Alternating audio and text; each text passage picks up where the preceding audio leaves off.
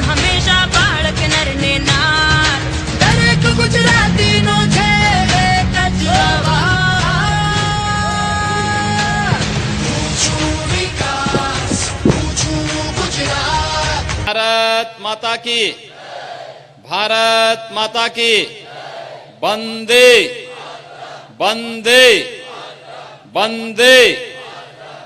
उपस्थित भाइयों बहनों, ये गुजरात की धरती है, बापू की धरती है, लौह पुरुष सरदार पटेल की धरती है, अपने आदरणीय प्रधानमंत्री नरेंद्र भाई की धरती है। इस धरती ने देश और दुनिया को नेतृत्व दिया है और उत्तर प्रदेश से इस धरती का पुराना संबंध भी है। भगवान श्री कृष्ण उत्तर प्रदेश की ही धरती से गुजरात की धरती पर आए थे। भगवान स्वामीनारायण उत्तर प्रदेश की धरती से गुजरात की धरती पर आए और अभी जिस सिद्ध योगी की चर्चा भी हो रही थी, धोरमनाथ जी की, वे हमारे नाथ संप्रदाय के 84 सिद्धों में से एक हैं। वे भी उत्तर प्रदेश की ही धरती से यहां पर आए। यानी गुजरात प्राचीन काल से ही अपनी धार्मिक, आध्यात्मिक और सांस्कृतिक परंपरा के लिए जग विख्यात रही है और आज गुजरात विकास की जिस गौरव गाथा को लेकर के देश और दुनिया के लिए अनुकरणीय बनी हुई है, इस गुजरात की धरती को सादर नमन करने के लिए इस गौरव यात्रा के माध्यम से मैं आप सबके बीच में आया हूं। सज्जनों,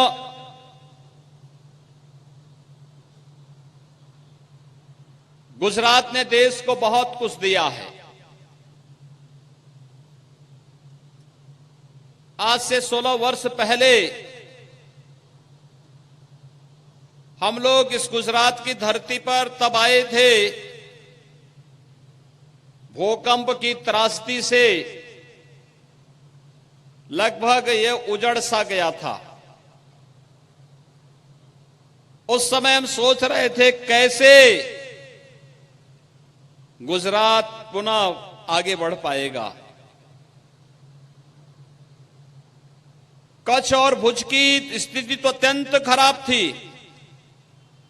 लेकिन सचमुच धन्य है गुजरात की धरती। नरेंद्र भाई के रूप में एक ऐसा नेतृत्व आपको प्राप्त हुआ जिन्होंने भूकंप से पुनर्निर्माण की ओर की एक यात्रा आप सबके साथ मिलकर के प्रारंभ की और आज यह क्षेत्र पुनः ऐसे लगता है जैसे कुछ हुआ ही न हो, एक नई गति के साथ बढ़ता हुआ दिखाई दे रहा है। गुजरात में पहले एक कहावत थी और कहावत थी कि अगर किसी अधिकारी को सजा देनी है तो कच्छ भेज दो। लेकिन आज नरेंद्र भाई के नेतृत्व ने, प्रदेश भाजपा सरकार के नेतृत्व ने ऐसा चमत्कार किया कि आज जो कच्छ आ जाता है तो वापस जाने का नाम नहीं लेना चाहता है। ये विकास की जो यात्रा है बहुत सारे लोगों को अच्छी नहीं लग रही है और इसीलिए गुजरात को बदनाम करने के लिए जब गुजरात पर संकट आता है तब कांग्रेस दिखाई नहीं देती, जब गुजरात में बाढ़ आती है तब राहुल गांधी इटली की यात्रा पे रहते हैं, तब गुजरात की जनता याद नहीं आती। लेकिन जब गुजरात बाढ़ से उभर करके फिर से एक नई यात्रा को विकास के साथ जोड़ करके आगे बढ़ती है, तो गुजरात में गुजरात को बदनाम करने, गुजरात को अपमानित करने के लिए राहुल गांधी आकर कहते हैं कि विकास तो यहां पागल हो गया है। विकास पागल नहीं हुआ है, विकास तो अपनी गति से आगे बढ़ करके देश और दुनिया के लिए अनुकरणीय गुजरात का बना हुआ है। लेकिन लगता है ये पागलपन कुछ उन लोगों के सिर पे सवार हो गया है जिनको ये विकास दिखाई नहीं दे रहा है। ये विकास सचमुच गुजरात का ये विकास आज पूरा देश इसका अनुसरण करने के लिए उतावला दिखाई दे रहा है। लोग गुजरात के विकास के इस मॉडल को लेना चाहते हैं। आज से 20 वर्ष पहले इस गुजरात की विकास की दर देश के अंदर मध्यम गति की थी। यहां की प्रति व्यक्ति आय मात्र 14,000 रुपए प्रति व्यक्ति थी और आज यहां पर प्रति व्यक्ति आय बढ़कर के 1,41,000 रुपए हो गई, जो देश के अंदर सर्वाधिक है। और 20 वर्ष पहले जो थी उससे 10 गुना अधिक है। देश के अंदर सबसे अधिक विकास दर के साथ गुजरात बढ़ रहा है और देश के अंदर सबसे अधिक रोजगार देने वाला राज्य भी कोई बना है तो गुजरात बना है।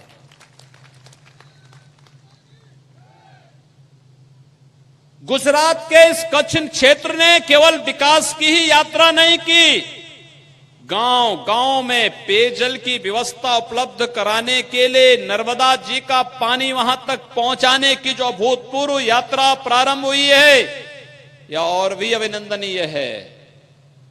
पता नहीं राहुल जी को ये सब दिखाई दिया कि नहीं दिखाई दिया। मैं चाहूंगा कि अगली बार अगर राहुल जी गुजरात में आते हैं तो भारतीय जनता पार्टी के किसी कार्यकर्ता को उनके साथ लगा करके उनको इन सब यात्राओं के माध्यम से ये सब कार्य दिखाए जाने की आवश्यकता है। क्योंकि यह तो तय है कि आज कांग्रेस का नेतृत्व ही कहने लग गया है, कांग्रेस के ही नेता कहने लग गए हैं कि राहुल गांधी जहां जाते हैं वहां कांग्रेस का सफाया हो जाता है, कांग्रेस वहां बुरी तरह हार जाती है। और मैं कल से इस गौरव यात्रा के साथ जुड़ा हुआ हूं। जनता में जो अपार उत्साह है, नौजवानों में जो उत्साह है, इतनी बड़ी संख्या में ये माताएं, बच्चे, बालक, बुजुर्ग बड़ी संख्या में इन सभाओं में आ रहे हैं। आज प्रातः 9 बजे से हमारी यात्रा प्रारंभ हुई, जगह जगह हम लोगों को उतरना पड़ा और आज हम इस सभा के माध्यम से भी जब यहां पर हैं तो इस 40 डिग्री के टेम्परेचर में भी जनता उसी मुस्तैदी और उसी उस उत्साह के साथ इस यात्रा के साथ जुड़ी हुई है। यह भारतीय जनता पार्टी के विकास की इस गौरव गाथा के साथ आम जनमानस के लगाव को प्रदर्शित करता है। विकास की बात वह राहुल गांधी कर रहे हैं जिन्होंने विकास कभी वास्तव में किया नहीं। भाइयों बहनों, देश की आजादी के बाद 55 वर्षों तक कांग्रेस ने इस देश में शासन किया। 55 वर्ष, और 55 वर्षों के शासन काल में कांग्रेस विकास के नाम पर कुछ नहीं की। उसका विकास आतंकवाद का विकास था, उसका विकास नक्सलवाद का विकास था, उसका विकास भ्रष्टाचार का विकास था, उसका विकास परिवारवाद का विकास था, उसका विकास गांव, गरीब, किसान, नौजवान का विकास नहीं था। और यही कारण है कि आज देश कांग्रेस की इस नकारात्मक राजनीति से उब चुका है, उसका समर्थन करने को तैयार नहीं। मैं हिमाचल प्रदेश में गया था, हिमाचल की जनता ने तय कर दिया कि कांग्रेस को दोबारा नहीं आने देंगे हिमाचल में, और गुजरात की जनता तय कर रही है कि अब की बार पुनः भाजपा सरकार। जनता तय कर रही है, क्योंकि जो वरेण्य नेतृत्व मिला है देश को और गुजरात को, वह वास्तव में पूरी दुनिया को नेतृत्व देने की क्षमता रखता है। और इसलिए हम सबको उस वरेण्य नेतृत्व के साथ विकास की इस प्रक्रिया को आगे बढ़ाने की आवश्यकता है। बंधुओं, राहुल गांधी के आरोप वास्तविकता से परे हैं। राहुल गांधी के आरोप सच्चाई से परे हैं, और यह केवल और केवल दृष्टि दोष है। जो विकास दिखाई नहीं दे रहा है उन्हें, बल्कि एक नकारात्मक राजनीति के माध्यम से लोगों को नकारात्मक दिशा की ओर अग्रसर करने का प्रयास हो रहा है, यह अस्वीकार्य है।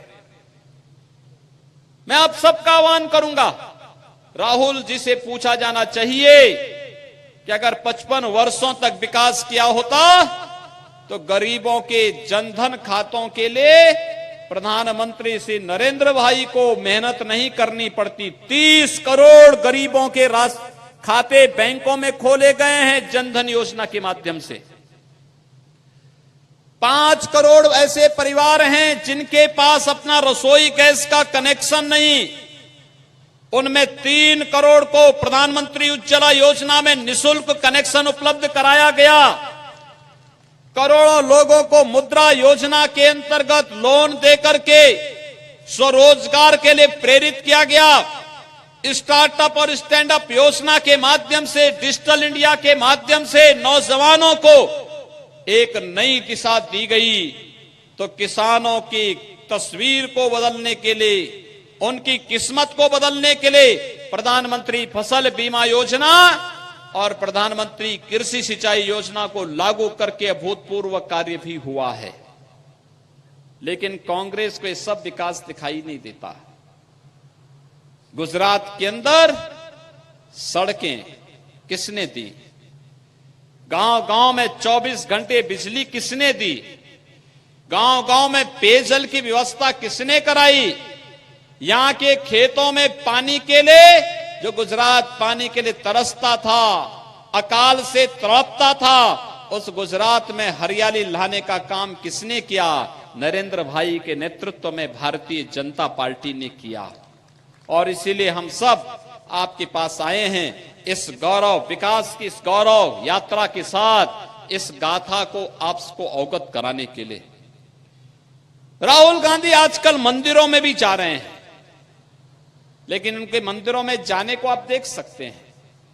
क्या स्थिति है उनके मंदिर में जाने का? क्या सही मायने में वे मंदिर जा रहे हैं? आप सब जानते हैं गुजरात की पहचान लौह पुरुष सरदार पटेल से भी है। सरदार पटेल का व्यक्तित्व जब सामने आता है तो भारत की अखंडता को, वर्तमान भारत के जो प्रणेता के रूप में जो एक नाम उभर करके सामने आता है तो सरदार वल्लभ भाई पटेल का नाम आता है। आप जानते हैं बहुत सारे लोगों ने प्रयास किया कि भारत गणराज्य में शामिल नहीं होंगे। सरदार पटेल ने कहा सीधी मुंह से आओगे या डंडे से भारत गणराज्य में शामिल होगे। भारत एक अखंड भारत बना, किसकी देन? सरदार वल्लभ भाई पटेल की। सरदार वल्लभ भाई पटेल को जब वो सोमनाथ में गए, सौराष्ट्र में गए, सोमनाथ भगवान के मंदिर की दुर्गति देखी, उन्होंने संकल्प लिया कि मैं सोमनाथ भगवान के मंदिर का जीर्णोद्धार करूंगा। उनके मार्ग में बाधक कौन बना था? कांग्रेस बनी थी। कांग्रेस ने भगवान सोमनाथ के मंदिर में बाधाएं पैदा खड़ी की थी। और यही नहीं, राहुल गांधी जिस कांग्रेस के उपाध्यक्ष हैं, और हो सकता है कि वे अध्यक्ष भी बन जाएं, लेकिन जो राहुल गांधी कांग्रेस के अध्यक्ष बनने वाले हैं, यही कांग्रेस है जिसने 2005 में सुप्रीम कोर्ट में कहा था कि भगवान राम और भगवान कृष्ण तो हुए ही नहीं, इनकी वास्तविकता नहीं है, हिंदू समाज की आस्था पर प्रहार करने का कार्य किया था। आज वही राहुल गांधी द्वारकाधीश मंदिर में जाकर के भगवान के चरणों में नतमस्तक होने का ढोंग कर रहे हैं। जब राम और कृष्ण हुए ही नहीं तो नतमस्तक कहां करने के लिए राहुल जी जा रहे हैं? ये पूछा जाना चाहिए इन लोगों से। ये लोग केवल गुमराह करके राजनीति को नकारात्मक दिशा में ले जाना चाहते हैं और इसीलिए भाइयों हम सबको सावधान होना होगा। कांग्रेस की इस नकारात्मकता से बचना होगा। आज आप जान रहे हैं भारत के प्रधानमंत्री के रूप में श्री नरेंद्र भाई दुनिया के अंदर जहां कहीं भी जाते हैं पूरा देश का सम्मान बढ़ा करके आते हैं। जिस देश में जाते हैं वहां का राष्ट्राध्यक्ष और वहां की प्रजा पलक पावड़े बिछा करके भारत के प्रधानमंत्री का सम्मान करते हुए दिखाई देती है। यह सम्मान केवल नरेंद्र भाई का नहीं, केवल गुजरात का ही नहीं, बल्कि भारत की 125 करोड़ जनता का सिर सम्मान के साथ ऊंचा उठता हुआ दिखाई देता है। आप देखें कांग्रेस ने 55 सालों तक देश में शासन किया। कितने प्रधानमंत्री, किसने विदेशी राष्ट्राध्यक्ष गुजरात की धरती पर आए? लेकिन नरेंद्र भाई 3 सालों से देश के प्रधानमंत्री हैं और इस दौरान चीन के राष्ट्रपति भी आते हैं और जापान के प्रधानमंत्री भी गुजरात की यात्रा करते हैं।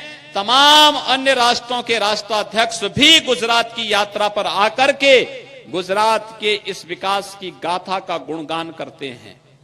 क्या राहुल गांधी को यह सब दिखाई नहीं दे रहा है?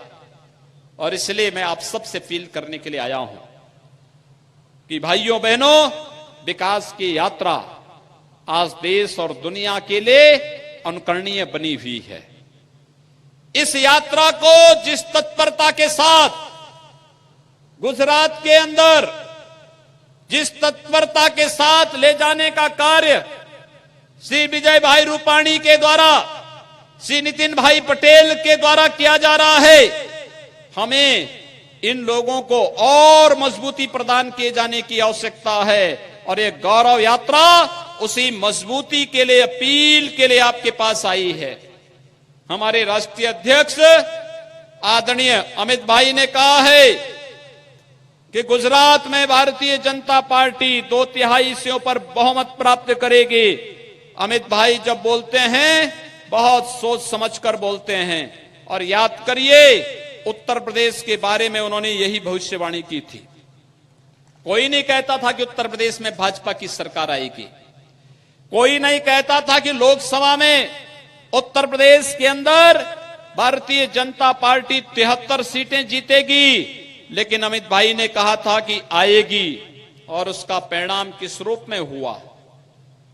80 में से 73 लोकसभा की सीट भारतीय जनता पार्टी अमित भाई के नेतृत्व में उत्तर प्रदेश के अंदर जीती। 403 में से 325 विधानसभा की सीट भारतीय जनता पार्टी उत्तर प्रदेश के अंदर जीती। तो फिर आप सबसे अपील, जो लक्ष्य निर्धारित कर दिया है, प्राण प्रण से जुट करके हर भाई बहन को, हर माता बहन को, हर बालक और नौजवान को इस अभियान के साथ जुट करके गुजरात की इस गौरव यात्रा को आगे बढ़ाने की आवश्यकता है। आज के इस अवसर पर मैं आप सबको इस गौरव यात्रा में आप सबकी उपस्थिति के लिए हृदय से बधाई देता हूं, अपनी शुभकामनाएं देता हूं और विश्वास व्यक्त करता हूं कि दीपावली गौरव यात्रा के तत्काल बाद दीपावली का महापर्व आएगा। दीपावली आप सबके लिए मंगलमय हो। आप सबके घरों में दीपावली का उत्सव इसी प्रकार से मनाया जाता रहे, बड़े उत्साह के साथ, बड़ी सद्भावना के साथ, इस विश्वास के साथ आप सबको मैं इस अवसर पर दीपावली की भी मंगलमय शुभकामनाएं देते हुए वाणी को देता हूं विराम। जय जय श्री राम।